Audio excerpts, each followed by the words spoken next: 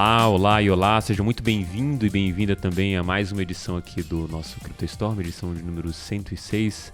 Antes de falar o tema especificamente de hoje, eu vou... tema livre, vou adiantar já. Apresentar aqui meus co-hosts. Do meu lado direito, o Walter. E aí, Walter, tranquilo? Beleza. Pra que ano a gente vai hoje? 2030, 2300? Acho que a gente vai... Acho que a gente vai pra menos que a gente tá sem cerveja. É verdade. Boa. Do meu lado esquerdo aqui, o Luca. E aí, Lucas? Salve, galera. Tô aqui com a camisa da Liga do Mercado Financeiro da USP. Mandar um salve pros caras. A gente tá fazendo umas lives braba lá no YouTube, quem quiser acompanhar também. É um nicho muito pequeno da galera que escuta o CryptoStorm. Tem que ser a galera que é da USP de Lorena, que é interessada em mercado financeiro. Mas se interessar, tá aí. Boa, pessoal. Depois aqui desse jabá do Lucas. Tem algum jabá? Não. Nenhuma Vamos... equipe, alguma coisa que você quer falar aí? Alguma coisa que você quer vender, uma promoção? Ouçam um single lá do Walter, lá no Spotify. Ele é músico. Pois é. Aproveita que você já tá no Spotify, vai em Walter Allen e escuta minhas músicas. Acho que você vai curtir. Eu vou procurar também, não sabia. Walter o quê? Allen, 2 L's.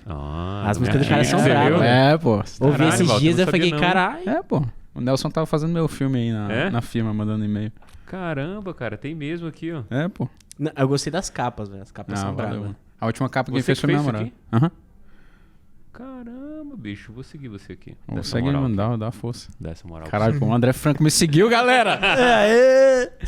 Bom, é com esse clima aí que melhorou, né? A gente tá falando de um assunto meio mórbido aqui, mas não vou entrar no ponto. Que a gente começa o podcast aqui número 106. E assim, a gente tinha um plano aqui de trazer algumas coisas, mas como... O plano sempre é só o começo do podcast e no meio a gente vai descobrindo sobre o que é a edição, ela vai se mostrando pra gente. O assunto de hoje é investimento dos protocolos, né? Então, diferente talvez do mundo tradicional em que a gente tem só a possibilidade de investimento privado, né? Então, assim, você passa por rodadas de anjo, de Series A, Series B, até Series, sei lá, D, E, F...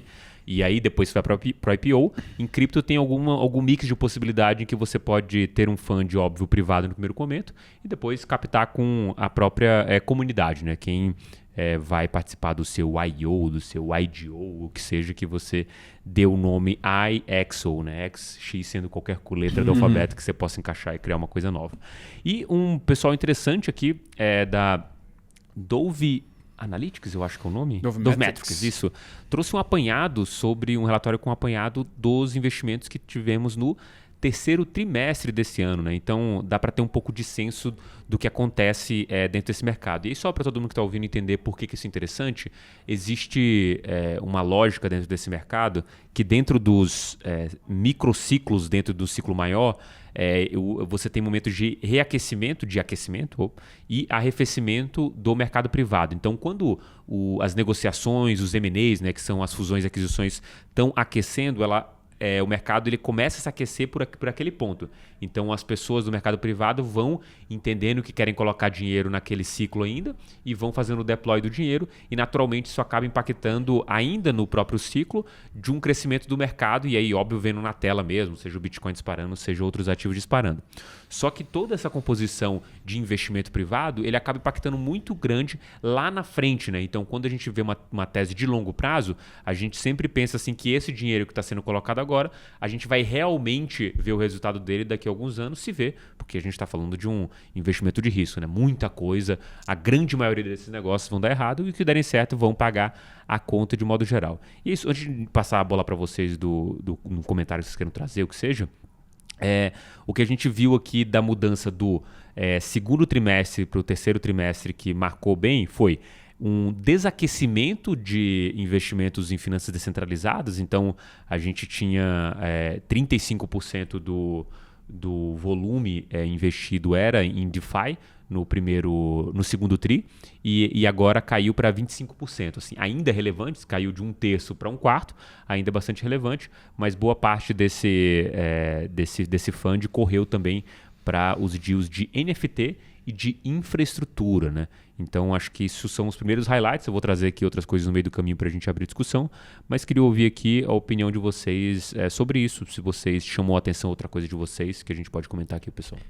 Não foi nem nesse relatório, acho que foi um outro, não sei se saiu no Messari ou no The Block, mas eles chegaram a comentar que mesmo com essa queda no percentual, né, dos investimentos em DeFi, em volume, e o volume estava equiparável ao trimestre passado. Então, por mais que assim, percentualmente o investimento tivesse caído, em volume ele estava quase a mesma coisa, a galera estava colocando quase a mesma quantidade de dinheiro em DeFi, só que também surgiram essas outras oportunidades que acabaram também atraindo os investidores. Acho que é só um comentário válido de se fazer também. E isso é uma boa leitura, porque talvez mostra a principal tese que eu acho que eu tenho sobre crescimento do mercado no médio prazo, né? Eu vejo muita gente falando assim, cara, eu não entendi Bitcoin, mas DeFi eu entendo. Cara, não entendo DeFi nem Bitcoin, mas NFT eu entendo. Cara, não entendo DeFi, Bitcoin e Web3, eu entendo, sabe? Então, esses múltiplos caminhos para onde as pessoas podem entrar, eles continuam sendo porta de entrada no mercado cripto. Então, se o volume de DeFi em dólar ainda é o mesmo, na verdade, o dinheiro novo que escolheu outras coisas, mas o dinheiro que estava lá, assim, se eu quiser encaixar nessa narrativa, né? Acho que em algum sentido isso vale também para analisar e, óbvio, acho que é um ótimo ponto para você trazer aqui também. E eu acho que é uma diferença muito grande do que a gente teve no ciclo de 2017, né? 2017 era uma competição para ver quem era mais rápido, quem era mais barato, quem oferecia o maior TPS, etc. E hoje isso ficou meio de lado, né? Hoje as pessoas olham muito mais para o que está sendo construído de valor, que é de fato DeFi, são essas jogadas assim, com jogos que usam blockchain, NFTs, colecionáveis, etc. Então hoje eu acho que está se colhendo os frutos do que foi construído naquele bear market para cá, né? Os desenvolvedores construíram muita coisa de lá para cá, principalmente a galera dos primeiros protocolos DeFi que começaram lá no Ethereum, né? O pessoal da Maker, principalmente, que foi, acho que a pioneira aí nisso tudo. E aí isso resultou nessa maturação que hoje a gente tem um pouco do mercado, né? A gente não tem mais aquela coisa doida do cara que tá vendendo a promessa num valuation de, sei lá, 300, 400 bi, de uma ideia que, sabe, não tem pé nem cabeça e diz que vai entregar daqui a 3 semanas e não sei, um blockchain completamente novo, com uma estrutura de validação completamente nova e tudo mais. E deixou de ser essa especulação maluca para ser uma coisa que realmente tem um pé no chão, tem uma coisa ali por trás, tem uma coisa válida, que são justamente essas estruturas de valor que estão sendo construídas, né? As finanças descentralizadas, para mim, mostram muito isso, né? Que é basicamente, assim, na minha visão, é o sistema financeiro do futuro, né? A gente vai ter tudo na blockchain, a gente vai conseguir fazer com que essas coisas conversem uma com as outras através da compatibilidade que a gente tem entre smart contracts. E além disso, a gente tem essas outras jogadas por aí, né? De jogos, de juntar esses mundos que não se conversavam muito, né? O mundo de jogos e o mundo de finanças quase que nunca conversavam. E agora estão bem juntos com essa realidade dos jogos em blockchain. E eu acho que isso é um sintoma muito claro dessa maturação do mercado. Cara, e eu acho que no limite tudo tende a se misturar um pouco, né? Porque você consegue usar NFTs como colaterais, você consegue... Os NFTs estão integrados em jogos, os jogos estão integrados aí nas diversas plataformas de blockchain que estão sendo desenvolvidas justamente por causa dessa entrada de capital novo que está tendo aí de diversos investidores, né? O caso da Phantom está tendo aí programas de financiamento para os devs, que é uma coisa aí que anima demais a desenvoltura, o desenvolvimento da plataforma em si. Isso é uma coisa que a gente vê já está crescendo bastante, não só como fundos de VCs, né, que estão investindo, mas o crescimento também de hedge funds que estão tendo exposição a esse tipo de ativo. Uma pesquisa da PricewaterhouseCoopers aí do 2019, 2020, não é tão atual assim, mas já mostra assim, um crescimento muito grande tanto de hedge funds que tem exposição considerável a esse tipo de ativo, né, a cripto. Já são mais de 200 hedge funds aí já no mercado. Eu acho que o ETF é um pouco do sintoma disso, né? Dessa demanda por estar exposto a cripto pelo mercado tradicional, né? E você está vendo também agora outros hedge funds como o Grayscale querendo fazer a transição para ETF, né? Isso aí, cara, é uma jogada até interessante deles, porque, assim, a SEC aprova um ETF de futuros, né? Esse ETF de futuros cria aí diversas layers aí de fees para o mercado tradicional, né? Para os intermediários.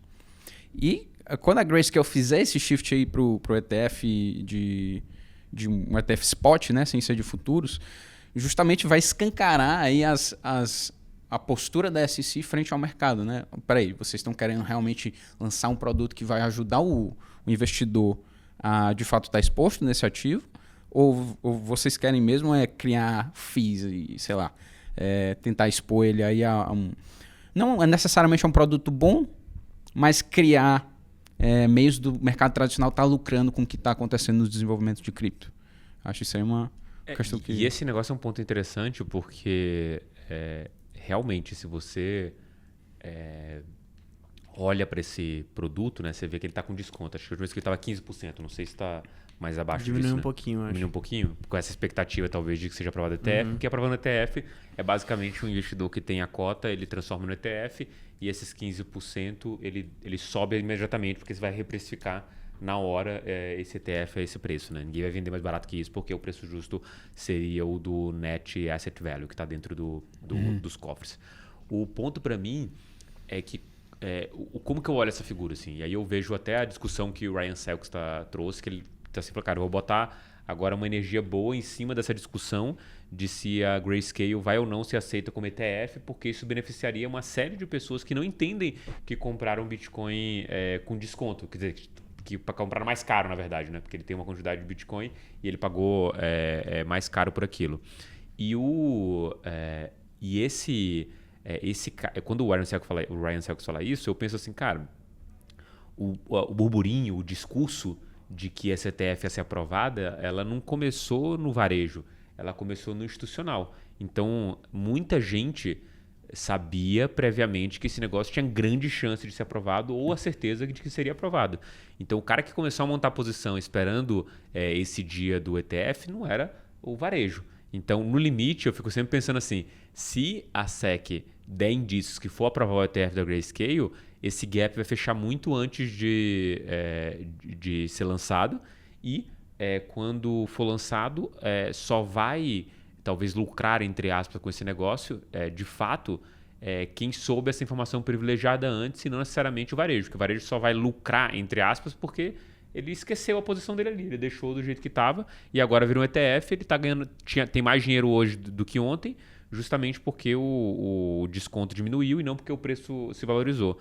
E aí a minha questão é sempre a mesma, assim, o abraçar do mercado financeiro com o Bitcoin, ele vem com essas coisas que o mercado tradicional já tinha, que é sempre favorecer um institucional frente ao varejo. Justamente porque é onde se toma as decisões, né? Onde você acaba sabendo uma coisa ou outra a mais do que o varejo geral e esse negócio de fato tem uma grande assimetria de informação. E aí quando eu olho para esse tipo de comportamento, eu não consigo ficar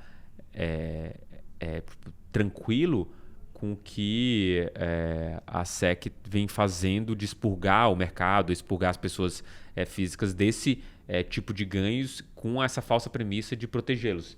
Então, se você hoje tem um problema de inflação no mundo inteiro e tem a possibilidade que Bitcoin seja um dos ativos que proteja as pessoas da inflação, você deveria abrir mercado para as pessoas, para elas de fato conseguirem se expor a esse mercado e incentivar de alguma forma um percentual válido.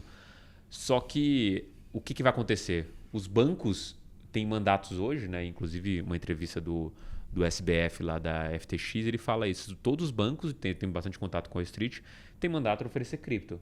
Que produto você acha que esse cara vai oferecer na ponta? Assim? O melhor para ele ou o melhor para a pessoa física? O melhor para ele. Então, talvez essa financiarização do Bitcoin ele passe ainda por fazer com que as pessoas do varejo ainda sofram na mão dos bancos, justamente porque vai ser o caminho que ela vai considerar ali, entre aspas, mais seguro e confiável, porque é um banco e não é Bitcoin diretamente, sabe? Então não confio no Bitcoin, mas confio no, entre aspas, Rapid Bitcoin, né? Que o banco abraça e te vende para você um Bitcoin dele, né? O Bitcoin envelopado institucional. Isso, exatamente. Bitcoin engravatado. Bitcoin engravatado. Bitcoin engravatado é bom. Bitcoin engravatado é legal. Gostei dessa mas é uma discussão de fato, assim. Acho que a SEC tem tomado uma postura não de um regulador que está preocupado com o investidor de varejo, mas de um regulador que não gosta dessa indústria, sabe? Parece que tem uma rixa pessoal de alguém ali que está numa posição de poder, seja a própria secretária do Tesouro, aí, a Janet Yellen, que já falou que não gosta. Palmeirinha. Igualzinho. Falou que não gosta. Tem pessoas do Senado americano também que não gostam. A própria Elizabeth Warren, acho que é uma das que mais odeia esse negócio de longe, assim, tudo que Acho que se alguém falar Bitcoin perto dela, ela fala, o quê? Sabe? É um lance desse tipo. Inclusive, eu tava vendo esses dias, tem aquele lance do Facebook que tá querendo lançar a própria stablecoin e tal. E ela é uma das que odeia o Facebook também. Então, ela odeia o Facebook e odeia cripto. O pessoal tava brincando assim, acho que quando saiu essa notícia de que o Facebook tava querendo lançar a própria stablecoin, a Elizabeth Warren acordou assustada da cama dela, assim, tipo, tem algo errado. Meu Deus, tem algo muito errado, sabe? Mas tem esses pequenos lobbies lá dentro que querem dificultar a indústria cripto, e por isso que a gente tem algum movimento das próprias corretoras. Por exemplo, a Coinbase está aí montando seu próprio lobby dentro do Senado. Você tem DAOs montando lobbies dentro do Senado. A Uniswap aprovou na própria governança um tempo atrás que se pagasse Uni para alguns senadores, alguns membros do Congresso americano, para que eles tomassem posturas de modo a proteger as finanças descentralizadas, proteger esse mundo DeFi através desse mecanismo de grants. Então, por mais que exista esse lobby contra o Bitcoin, contra as finanças descentralizadas, contra a blockchain em geral, as DAOs, as próprias estruturas de cripto estão se armando contra isso também. Elas estão criando seus lobbies, investindo assim, dando grana para quem realmente está disposto a defender, a abraçar essa causa. E isso, na minha opinião, é uma coisa muito doida, porque, pô, imagina em 2013 você falar que ia ter uma DAO que ia juntar uma grana e pagar para um senador defender a ideia de uma DAO, defender a ideia de finanças descentralizadas lá no Senado americano, né? Na maior nação do planeta. É uma coisa muito impressionante. Mostra o quanto esse mercado realmente amadureceu, assim. Aliás, Ryan Selkis, meu senador. Né? Boa. Tem outra discussões que eu queria trazer aqui, trazendo também do relatório, que é talvez para mim uma outra conclusão de como que esse mercado está evoluindo, né? Se você puxar os dados de que rodadas eram os investimentos em DeFi, NFT, plataformas de contrato inteligente, que seriam infraestrutura, e comparar elas com o Web3 também, e comparar elas com os investimentos em CeFi, né, que são o mercado financeiro não tradicional, mas assim, em alguma instância, o mercado financeiro centralizado, né, que é o termo em si, você vê a distribuição desse mercado de CeFi sendo mais colorido ali a pizza, né, de distribuição de Series A, de Seed, Pre-Seed, Series B, Series D e Series E. Então tem rodadas hoje mais avançadas, né? Quando você olha o investimento da FTX, ele já é um investimento de $900 milhões, e quando você olha o investimento no mercado Bitcoin no Brasil aqui, de $200 milhões. Então você tem alguns níveis já avançados em CeFi. E para mim, quando eu olho para isso, eu tenho duas visões sobre esse negócio. A primeira que beleza, CeFi começou muito antes, né? A primeira ideia de bilhão desse mercado foi a Coinbase, que era uma exchange. Então lá atrás não existia a possibilidade de você pensar numa DAO, não existia a possibilidade de pensar numa DEX, e esses caras vieram e conseguiram amadurecer muito mais rápido, né? Por dois motivos. Porque chegaram antes e porque são centralizados e conseguem evoluir com um objetivo único sem ter que tomar decisões de governança ou decisões em conjunto. E aí, para mim, vem uma questão assim, já que esses caras começaram antes, conseguem ir mais rápido, não estaríamos fadados a ter negócios muito mais proeminentes dentro do universo de CeFi e não dentro do universo, não só de DeFi, mas do universo descentralizado, porque esses caras já começaram antes, eles são mais rápidos, e hoje, se a gente tirar essa foto, esses caras têm um espectro ali de Pre-Seed até Series E. Quando a gente olha todos os outros ativos, o máximo que a gente tem é um Series A e Series B. Então eles estão mais avançados do que os outros. É isso, assim, o mercado, por mais que a gente venda de descentralização, ele vai evoluir muito mais rápido e vai mais longe com o CeFi? Cara, acho que não necessariamente. E eu acho que o pessoal de CeFi está de olho nisso. Principalmente CZ e SBF. Os dois estão muito de olho nisso. Tanto é que eles... o CZ fechou sua própria blockchain, né? Ele tem tanto a Binance Chain quanto a Binance Smart Chain para rodar smart contracts e tal. Lá ele tem a própria Binance DEX, que é a DEX da Binance. O SBF fechou a parceria com a Solana. Tem a sua DEX dentro da Solana, que é a Serum. Então, eu acho que esses caras estão de olho nesse mercado descentralizado também. Eles veem que esse mercado descentralizado pode ser uma ameaça. Por exemplo, se você comparar volumes mais para o meio do mercado, né, da Uniswap e da Coinbase, a Uniswap superou a Coinbase em alguns momentos durante esse ciclo de mercado. A de YDX também, que é uma corretora de derivativos, não é uma corretora spot como a Coinbase, mas em questão de volume de negociação também passou a Coinbase recentemente. Então, eu acho que, assim, em questão de volume de negociação, em questão de crescimento, de ter gente utilizando mesmo as plataformas descentralizadas, elas dão um perigo, de fato. Até porque hoje você não tem mais um ICO que ocorre diretamente numa corretora centralizada. Todos os ICOs hoje são em corretoras descentralizadas. Você tem as pessoas listando na SushiSwap, você tem as pessoas listando na PancakeSwap, ninguém lista diretamente numa Binance, ninguém lista diretamente numa FTX, ninguém lista diretamente em nenhuma dessas, sabe? Esse primeiro momento do investimento ele acontece por fora da corretora centralizada. E aí a corretora centralizada, um tempo depois, quando o ativo está mais consolidado e tal, vai lá e fala, não, a gente vai listar aqui de YDX, a gente vai listar aqui Polis, vamos listar aqui outra coisa, sabe? Então eu acho que assim, o mundo descentralizado vai capturar a inovação e o mundo centralizado vai correr atrás. Não que ele não consiga também tá à frente desse mercado no sentido de ser a porta de entrada de quem vai entrar no mercado, ser a porta de entrada... assim, a maioria, né? Quem tá para entrar no mercado é a maioria do mundo. 4% investe em cripto, o resto tudo é o addressable market de uma Coinbase, de uma Binance, de uma FTX. Mas não sei até que ponto o cara vai ficar só numa dessa e não vai partir para um mundo descentralizado também. Acho que as duas coisas conversam. Cara, Luca, pra mim, tu falou aí tudo, eu gostaria de trazer só um exemplo, né? Porque é justamente essa é a impressão que eu tenho também. A maioria das pessoas, dos que não conhecem ainda cripto, eles vão entrar por produtos que já são mais estruturados, que tem uma linha, assim, vamos dizer, uma ordem lógica de como você deve prosseguir para estar exposto a esse setor, né? No caso, a Coinbase lançando plataforma de NFT, produto, lógico, eles estoparam aí, né, o progresso do programa lá de rendimento de contas em cripto por causa dos imbróglios aí com a SEC.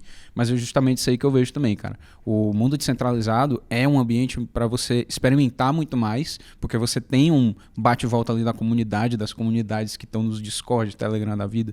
Então, é muito mais um espaço de inovação e o CeFi é um espaço muito mais de consolidação, na minha visão. Eu concordo com você. Eu acho que DeFi tá aí para experimentar, né? Assim... testar as coisas e quebrar elas. É basicamente isso. Assim. É uma ideia mesmo que tem na Kusama, por exemplo. Esperar o caos e... Sem promessas. Sem promessas, exatamente. É fazer o que dá pra fazer ali, testar se der certo, deu certo. Se quebrou, a gente conserta. A ideia é mais ou menos essa no DeFi, né? Mas isso pode ser uma ideia que assusta o investidor mais novo, né? O investidor mais novo vai olhar, pô, a Cream Finance tomou um exploit essa semana, foram drenados todos os fundos da Cream Finance. Morreu. Todos. Acabou o dinheiro que tinha na Cream 180 milhões, foi? Alguma coisa? Foi um número assim. Foram Foi centenas de foi milhões 180 milhões de dólares que saíram da Cream Finance. E não foi nem a primeira exploit. Não, já foi o terceiro, já pode pedir música no Fantástico lá. Então, assim... Acabou! A gente tá indo aqui, mas é porque ninguém tinha fundo lá no Cream, né, pô? Ninguém foi cremado. Não, eu lembro quando eu li esse protocolo, eu falei assim, um exploit pra mim já tirou, velho. Tem tanta oportunidade, você vai comprar um negócio que tomou exploit nem ferrando. Eu tinha olhado esse negócio lá atrás. Só queria adicionar um negócio aqui, que é assim, tem uma coisa que toma meu tempo hoje para tentar entender para onde esse mercado tá andando, que é o seguinte: quando eu olho, por exemplo, a Binance hoje, no momento que ela está, algumas coisas, estruturas que eu já usei, exemplo, ela conectou com a Ronin da Axie Infinity.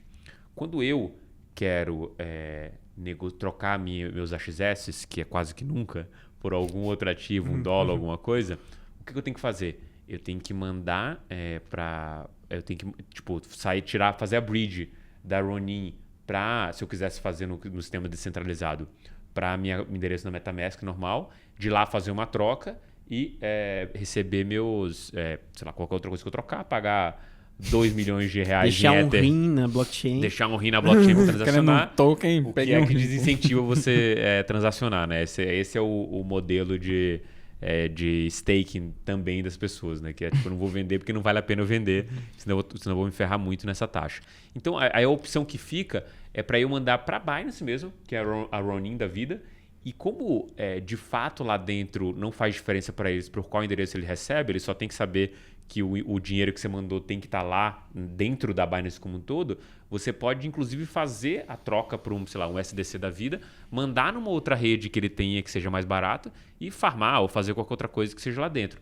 Então, quando eu olho para isso, eu vejo que o sistema descentralizado, ele óbvio evolui uma velocidade tão absurda que você não vai conseguir fazer conexões entre eles na velocidade que você quer, porque vai exigir um caráter técnico que ainda não é totalmente conhecido, que seriam as bridges entre outros ecossistemas. E na Binance não. Na Binance você tem um cara centralizador que de alguma forma, sem BSC, sem nada, e FTX também vai na mesma linha, ela se torna esse play de infraestrutura justamente porque você consegue conectar com várias outras redes. Tipo, na verdade, pensando num mundo aí que você tenha várias redes, talvez uma SEX da vida ela seja de fato o local onde você vai fazer essas conexões. Porque esse organismo centralizado é onde você vai conseguir negociar de forma mais barata e direta para as outras coisas. Porque pensa que para exchange é um negócio só de fechar o caixa. Do tipo, olha, veio esse dinheiro da Ronin. E esse cara quer mandar esse mesmo dinheiro aqui, que vamos supor que vai ter a DEX da Ronin, que esse USDC, para a rede da Ethereum ou para a rede da Polygon. E eu tenho conexões com todas elas. Eu posso assumir o risco percentual de cada uma, fazer uma posição ali que me dê tranquilidade para ser esse play de infraestrutura e tudo passar por mim. Então, pensando até o nome, né, CeFi, né, de órgão de finanças centralizada, de organismos centralizados, ele vai ser o CeFi DeFi, né? Ele vai estar dentro dos organismos de DeFi porque ele já tem uma tecnologia que consegue fazer essas conexões sem necessariamente ter que fazer conexões técnicas nesse ponto. Então ali está, acho que o grande ganho pro ecossistema como um todo, isso acho que a médio prazo, né, no sentido de talvez uma fase lá na frente você vai ter evolução dessas bridges, um mundo multi-chain que 3 ou 4 caras sejam 90% de todo o volume e você vai ter as bridges entre eles e aí talvez a SEX não faça tanto sentido. Mas nesse período de crescimento, na minha visão, ela faz um pouco de sentido para amarrar toda essa evolução que não para, simplesmente você não tem um freio, ninguém está freando. Qualquer um que quiser lançar um play de infraestrutura hoje, dizer que é melhor captar dinheiro, vai surgir se esse cara tem TVL, tem desenvolvedor, dá atração, alguém vai ter que fazer bridge com ele. Exatamente. Eu até vi um pessoal no Twitter comentando justamente o que você comentou, que a primeira bridge sempre foi a SEX. Desde sempre, a primeira bridge sempre foi a SEX. Se você quisesse trocar seus Bitcoin por Ethereum, você tinha que utilizar uma SEX, né? E hoje não é diferente. Se você quer mandar seus ativos de uma blockchain para hoje, você pode, obviamente, utilizar as outras bridges que existem por aí, mas utilizando a SEX também fica bem mais fácil para o usuário comum, né? E no limite, com certeza, elas viram essa grande bridge, e elas sempre vão ser o player que aceita trocar fiat por cripto, né? Porque não é todo mundo que aceita essa troca. Então sempre tem essa função, né? De ser o cara que vai pegar o seu dinheiro fiat e trocar por cripto e ser também esse cara que conecta todas as blockchains. Quer complementar alguma coisa? Não. Cara, outra coisa que eu queria trazer sobre esse tipo de tese aqui, eu acho que, inclusive, já vou até adiantando, mineração da semana vai ser o relatório aqui da Dove Metrics, que é uma coisa do próprio ecossistema se retroalimentar, né?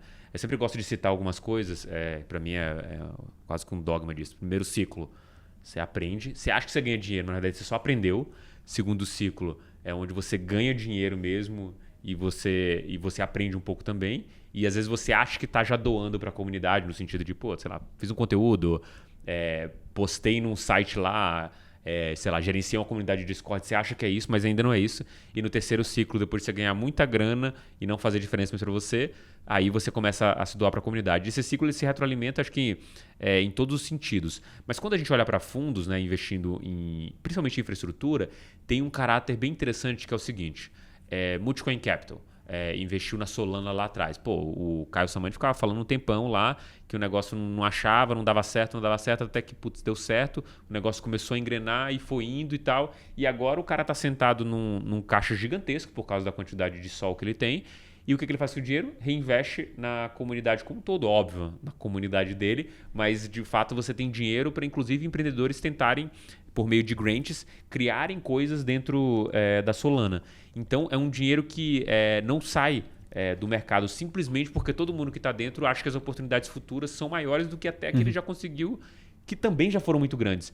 Então quando você vê isso, a gente vê que esse dinheiro que está entrando, e aí vou fazer uma conta simples que eu peguei aí do Ryan Selks, que é, cara, muito legal. A gente captou no ciclo lá de 2017 20 bilhões em ICOs e um monte de coisa que flopou e não deu certo e tudo mais. E a gente tem hoje os players de infraestrutura aí somando 10 vezes mais do que isso. Então, assim, esse negócio já se pagou de fato. E aí, quando você bota na conta que hoje, nesse terceiro TRI, foram captados 8,2 bilhões, você imagina o que só num trimestre pode gerar de valor lá na frente, sabe? E isso, para mim, talvez seja a coisa que, para você que está ouvindo aqui, e, putz, estou com receio, será que esse negócio vai, não vai? Esse tipo de investimento aqui, ele não acontece de maneira distribuída no mundo todo, da maneira que acontece, óbvio. A gente tem bastante mercado nos Estados Unidos e na Europa, mas se você tem deals fechados ao redor do mundo, inclusive no Brasil aqui, o 2TM, que é o mercado Bitcoin, mas você não tem um mercado tão grande desse jeito, grandes possibilidades, sem esse potencial trilionário lá na frente. Então, acho que para todo mundo, provavelmente não deve ser nenhum caso da pessoa que ouve aqui, mas as oportunidades são desse tamanho justamente porque você está investindo dezenas de bilhões a cada trimestre dentro desse mercado. E aí as oportunidades, assim, tem que ser, no mínimo, algumas ordens de grandeza acima para se pagar, né? Porque alguns desses caras vão ser vencedores e outros vão ser perdedores. Exatamente. Concordo. Só queria complementar com aquilo que você falou depois você voltar para a comunidade, que é o que a gente tem mais casos de cripto, né? A galera, acho que o ciclo do investidor de cripto ele começa, ele aprende, ele ganha dinheiro, que nem você falou, e aí quando ele vai voltar para a comunidade, ele monta o próprio VC. É isso. Ele junta com os amigos dele que também ganharam dinheiro com cripto, e todos eles montam o seu próprio VC e vão investir em tudo aquilo que eles acreditam que vai trazer valor pro mundo cripto. Acho que é o ciclo de vida do investidor de criptomoedas. Não, perfeito. Então, pessoal, temos um episódio? Temos um episódio. Acabou, pessoal. Aí a mineração da semana já no meio do negócio aqui. É o relatório da Dove Metrics. Procura aí que eles têm uma newsletter também exatamente sobre funding do mundo cripto. Assim, bem interessante para se acompanhar aí no dia a dia também. Valeu, pessoal. Até a próxima. Até, galera. Valeu, galera.